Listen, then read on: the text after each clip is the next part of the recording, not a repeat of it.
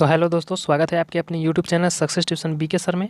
और मैं बीरसेन सर आपके लिए लेकर के आए हैं क्लास 10th का बहुत ही इम्पोर्टेंट टॉपिक। ये जो दोस्तों ऑब्जेक्टिव क्वेश्चन की बात करें तो बहुत ही इम्पोर्टेंट है। जो ऑब्जेक्टिव नया पैटर्न से दोस्तों जो पूछने वाला है एग्ज़ाम में, इस बार एग्ज़ाम में, तो वो बोर्ड में किस तरह से पूछेगा दोस्तों, आज हम उसके बारे में चर्चा करेंगे। तो सबसे पहले दोस्तों ये फर्स्ट क्वेश्चन की बात करते हैं। इससे पहले कि यदि मेरे चैनल पे आप नए हैं तो प्लीज़ लाल बटन को दबा करके सब्सक्राइब कर लीजिए, क्योंकि इस तरह के जब भी मैंने वीडियो अपलोड करूं तो सबसे पहले आप तक पहुंचे। दोस्तों फर्स्ट क्वेश्चन ये कह रहा है कि भारत में भूमि निम्नीकरण के लिए मुख्यतः उत्तरदायी किन्हीं 4 मानवीय क्रियाओं को स्पष्ट कीजिए। दोस्तों इस तरह के आपको 2 नंबर में भी पूछ सकता है, तो ध्यान दीजिएगा। अगर 5 नंबर के आपको क्वेश्चन याद है तो 1 नंबर और 2 नंबर के तो अपने आप ही बन जाएंगे। तो देखिए दोस्तों, इस तरह से हो सकता है कि नया पैटर्न जो है इस बार एग्ज़ाम में, जो एग्ज़ाम होगा दोस्तों मैट्रिक बोर्ड का, उसमें इस तरह के क्वेश्चन आ सकते हैं। तो हम आए हैं आज लेकर के नए पैटर्न से क्वेश्चन फर्स्ट का उत्तर दोस्तों इस तरह से दिया हुआ रहेगा। दोस्तों ये उत्तर आपका दिया हुआ रहेगा और क्या करना है इसमें कि फर्स्ट क्वेश्चन दे करके और आंसर यहाँ से शुरुआत कर देना है। आंसर की शुरुआत करना है। ये फर्स्ट में हो जाएगा दोस्तों, ये हो जाएगा इसको 1 कटाई हो जाएगा। देखिए आंसर में किस तरह से 5 गो आंसर देना है इसको दोस्तों। यदि हो सकता है 3 नंबर के आ जाए, 4 नंबर के भी आ सकता है, तो आपको 4 नंबर आपको याद हो जाएगा तो निश्चित रूप से 1 नंबर और 2 नंबर का आराम से बन जाएगा। दोस्तों ये कह रहा है कि भारत में भूमि निम्नीकरण के लिए मुख्यतः उत्तरदायी किन्हीं 4 मानवीय क्रियाओं को स्पष्ट करना है। देखिए 4 गो मानव क्रियाएं कौन कौन है दोस्तों। ये फर्स्ट हो जाएगा 1 कटाई, दूसरा हो जाएगा खेती करने के गलत तरीके, जो खेती किया जा रहा है उसका सही तरीका नहीं है, गलत तरीका, कितना क्या छींटना चाहिए हम लोग को पता नहीं, और इस तरह की खेती करते हैं। एक होता है दोस्तों खनन होता है, खुदाई होता है। अति पशुचारण के वजह से भी दोस्तों बहुत सारे हानि पहुँचते हैं दोस्तों। तो ये है एक लास्ट है 5 है एक अधिक सिंचाई करने से भी फसल सारी चीज़ क्या होता है, बर्बाद होता है, जिससे भूमि का निम्नीकरण हो जाता है दोस्तों, ये खराब हो जाता है, जिसकी वजह से फसल कम होती है। तो इस तरह से दोस्तों नए पैटर्न से आपको क्वेश्चन आ सकते हैं। तो हर एक तरह के क्वेश्चन को हम आज आपके पास रखेंगे दोस्तों कि किस तरह से आपको बताना है, किस तरह से बोर्ड में बनाना है। तो चलिए क्वेश्चन नंबर 2 को स्टार्ट करते हैं। तो ये दोस्तों 2 नंबर क्वेश्चन की बात करें दोस्तों, ये खादर और बांगर में अंतर स्पष्ट करें। ये जो हो जाएगा दोस्तों इस तरह के क्वेश्चन दिया हुआ रहेगा दोस्तों, और आपका आंसर इस तरह से दिया हुआ, इस तरह से आंसर आपको देना रहेगा। यहाँ से आंसर लिख देना है दोस्तों क्वेश्चन नंबर 2 दे करके, और आंसर नंबर 2 दे करके इस तरह से आपको लिख देना है दोस्तों। एक साइड में बांगर लिखना है, एक तरह से खादर लिखना है। ये दोस्तों आपको 3 नंबर में पूछ सकता है ये क्वेश्चन आपको, तो इसको हमेशा याद रखेंगे दोस्तों। तो ये खादर और बांगर में क्या अंतर है दोस्तों, बहुत इंपॉर्टेंट क्वेश्चन है। तो चलिए ये खादर बांगर में क्या अंतर है। ये बांगर जो होता है से प्राचीन जलोढ़ का होता है। प्राचीन जलोढ़ मतलब बहुत पुराना मिट्टी का ये बना होता है दोस्तों, ये प्राचीन जलोढ़ है। यहाँ फर्स्ट में ये है कि नए जलोढ़ का होता है, नए नए मट्टियों से दहा करके, जो पानी के द्वारा दहा करके लाई गई मट्टियों से बनता है, उसे नए जलोढ़ मिट्टी बोलते हैं। तो ये नए जलोढ़ होता है खादर। और एक होता है, आइए अब यहाँ बात करते हैं बांगर की बात करते हैं, तो कंकड़ तथा कैल्शियम कार्बोनेट रहता है इसमें दोस्तों। कैल्शियम कार्बोनेट की मात्रा ज़्यादा रहती है, लेकिन ये 2 नंबर में हो जाएगा इसका। इसमें क्या रहता है कि अधिक बारीक एवं रेतीली रहता है दोस्तों, रेतीली रहता है, बालूनुमा रहता है, कंकड़ीली टाइप पे रहता है खादर।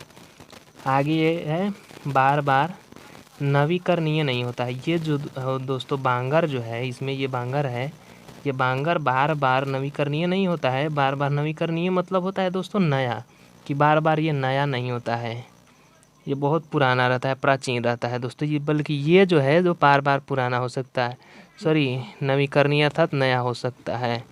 या जो बाढ़ के द्वारा दहा कर लाई गई मिट्टियाँ जो होता है वो क्या है, एक प्रकार के खादर का ही एग्जाम्पल है दोस्तों। तो बार बार हमेशा चेंज होते रहता है ये देखिए।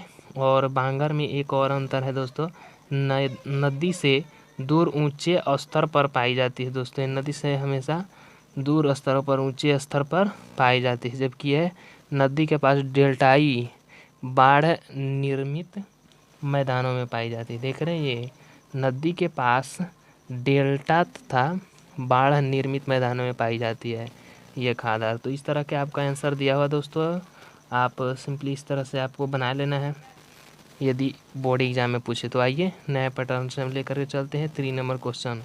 ये 3 नंबर क्वेश्चन है दोस्तों, संलग्न रेखा चित्र का ध्यान से अध्ययन करें और नीचे दिए गए प्रश्न का उत्तर दें। इस तरह के आपको क्वेश्चन आएगा दोस्तों।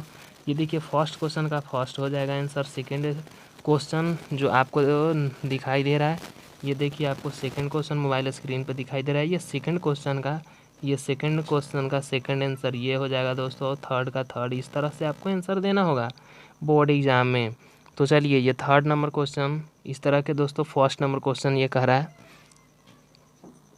3 का फर्स्ट कह रहा है कि किसी भू आकृति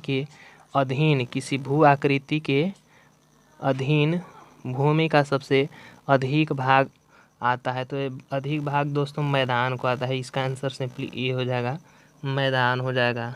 और आगे देखिए 2 नंबर कह रहा है कि पर्वतों का कोई एक लाभ बताइए, क्या लाभ हो सकता है पर्वत से।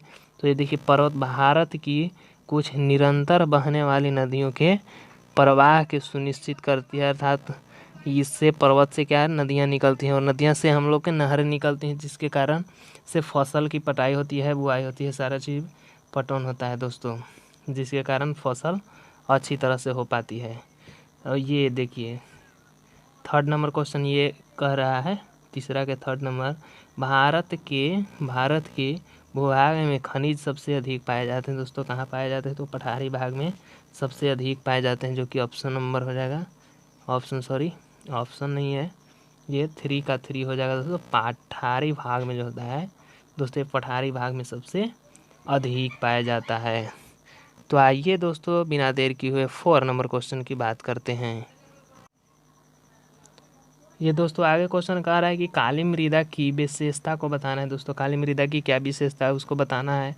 तो ये हो जाएगा, आपको 4 विशेषता को बता देना है दोस्तों। ये आपको 3 नंबर मिल जाएगा दोस्तों। यदि आप 1 नंबर की बात करते हैं तो 1 नंबर में ही इसमें ले सकते हैं। अगर ये को बताते हैं दोस्तों, ये 1 नंबर बताते हैं, 1 नंबर मिलेगा आपको। तीनों में से 1 को बताते हैं दोस्तों। यदि आप 3 नंबर के क्वेश्चन दिया हुआ है तो तीनों बता देंगे या 4 भी बताएंगे तो आपको 3 नंबर मिल जाएगा दोस्तों। तो आइए हम 3 नंबर की बात करते हैं।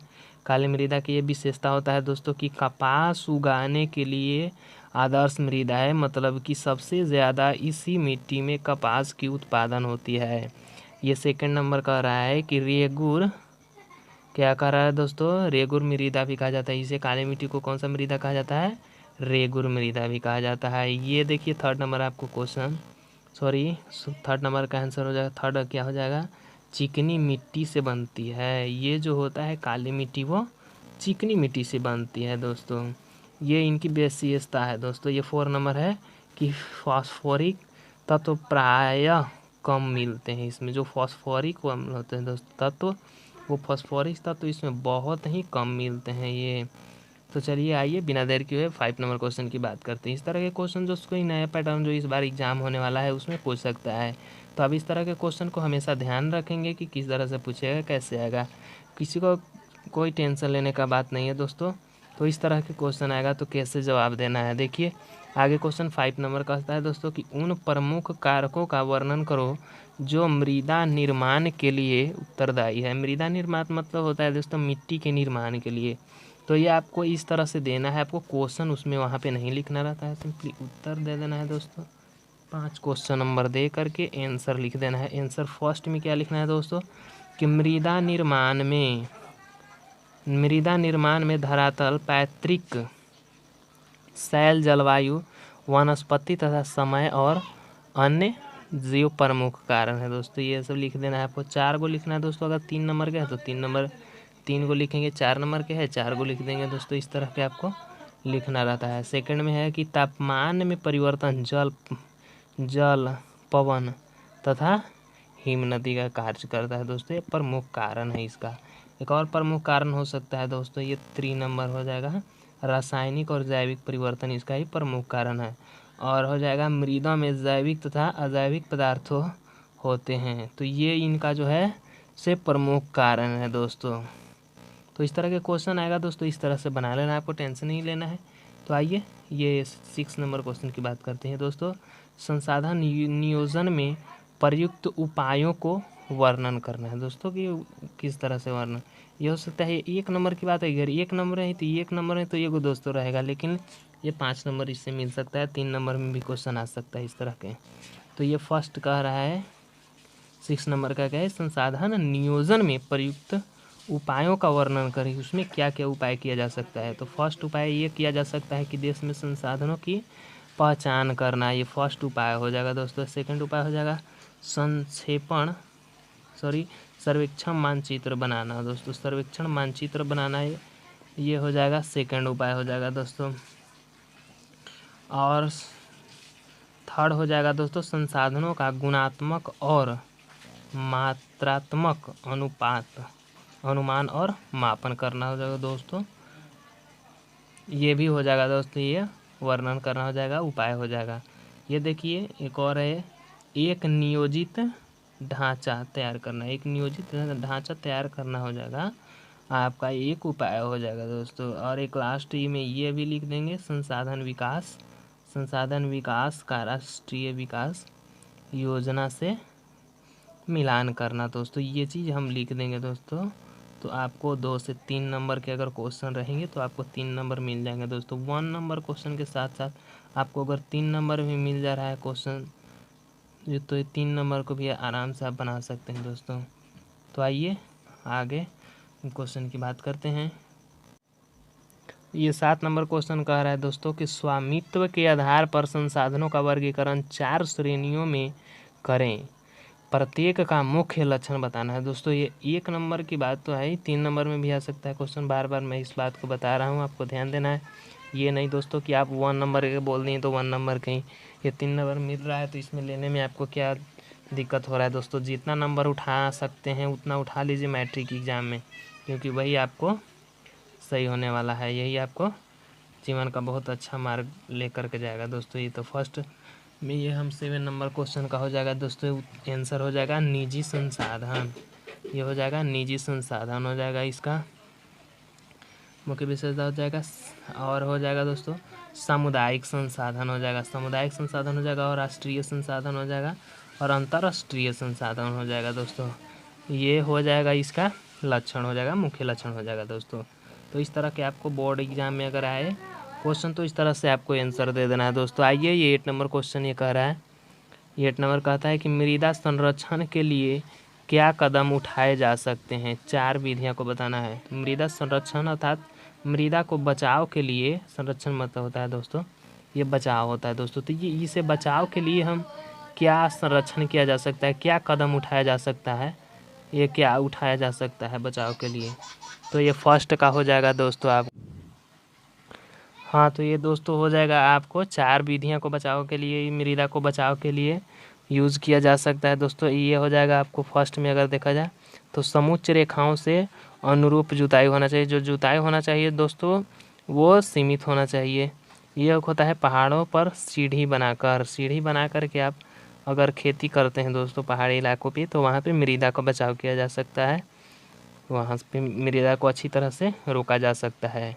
पट्टीदार कृषि करके दोस्तों, पट्टीदार कृषि करके हो जाएगा ये 3rd नंबर में हो जाएगा, उससे भी मृदा के बचाव किया जा सकता है। देखा है आश्रय पेटी बना करके भी मृदा संरक्षण को बचाव किया जा सकता है। तो दोस्तों ये 10th क्लास का क्वेश्चन है दोस्तों। ये आइए क्वेश्चन नंबर 9 की बात करते हैं दोस्तों। ये 9 नंबर क्वेश्चन कहता है कि भारत में पाई जाने वाली मृदाओं के प्रमुख प्रकारों का संक्षेप में विवरण करना है, विवरण देना है दोस्तों। आपको इस तरह के अगर क्वेश्चन आपको मिलता है मैट्रिक एग्जाम में तो आपको यहाँ पे आंसर लिख देना है दोस्तों। यहाँ पे हम आंसर इसलिए लिख दिए हैं कि आप लोग होते हैं कि कभी कभी आंसर लिखते हैं या नहीं देखते हैं, केवल 9 नंबर क्वेश्चन दे करके बनाना चालू करते हैं।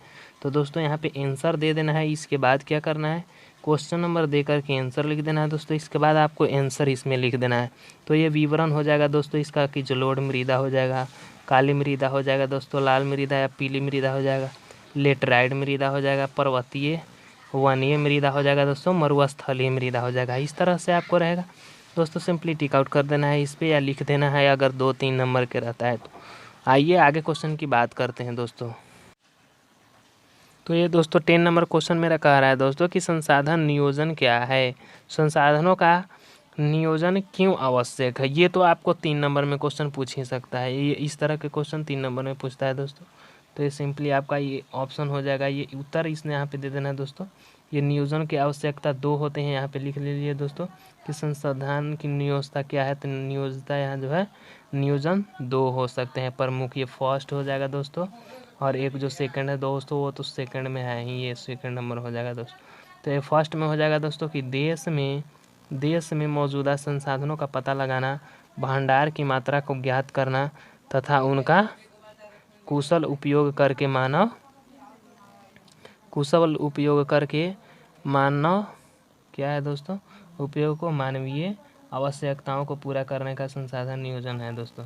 तो आइए इस तरह के है। एक 2 में क्या दे देना है दोस्तों आपको, ये 2 में दे देना है आपको संसाधन समिति में समिति है, इसीलिए इसका उपयोग उचित ढंग से किया जाता है ताकि भविष्य के लिए बचाया जा सके। इसीलिए दोस्तों बचाया जा सके, क्योंकि आगे भी जो व्यक्ति आएंगे उनको काम दिया जा सकता है, काम में लाया जा सकता है। और ये 2 का बम है दोस्तों कि वितरण असमान है, इसीलिए देश का समान विकास करने के लिए सभी संसाधनों का नियोजन अत्यंत आवश्यक है दोस्तों। इस तरह के आपको क्वेश्चन अगर मैट्रिक की एग्जाम में दोस्तों आता है तो सिंपली इस तरह के आंसर दे देना है, ताकि जितना नंबर के क्वेश्चन है दोस्तों उतना नंबर फुल नंबर मिल सके। तो आइए ये आज का लास्ट क्वेश्चन की बात करते हैं दोस्तों, 11 नंबर के दोस्तों। ये कह रहा है कि संसाधनों के अति उपभोग से कौन कौन सी समस्याएं उत्पन्न हुई है। कौन कौन सी समस्याएं उत्पन्न होती है दोस्तों, ये क्वेश्चन नंबर इस तरह के आपको दे देना है, वहाँ पे किस तरह से बनाना है दोस्तों। ये क्वेश्चन नंबर 11 दे करके दोस्तों, और ये आंसर आपको बनाना है, ये आंसर हो जाएगा। आंसर लिख करके ये फर्स्ट में लिखना है दोस्तों कि संसाधनों का ह्रास हो जाएगा, फर्स्ट में हो जाएगा संसाधनों का ह्रास। ये सब उसकी समस्याएं हो सकती है। दूसरी समस्या क्या हो सकता है दोस्तों, ये देखिए संसाधन समाज के कुछ ही लोगों के हाथ में एक साधन संपन्न दूसरा संसाधनहीन वर्ग होगा। ये दो दोस्तों संसाधन की समस्या हो जाएगा, ये 3rd नंबर हो जाएगा। 3 नंबर में क्या है, वैश्विक